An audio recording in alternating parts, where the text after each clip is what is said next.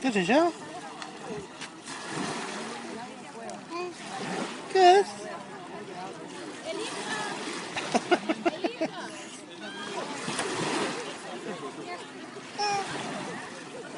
Ahora hace otra en horizontal, pero así el mismo network que la tienes que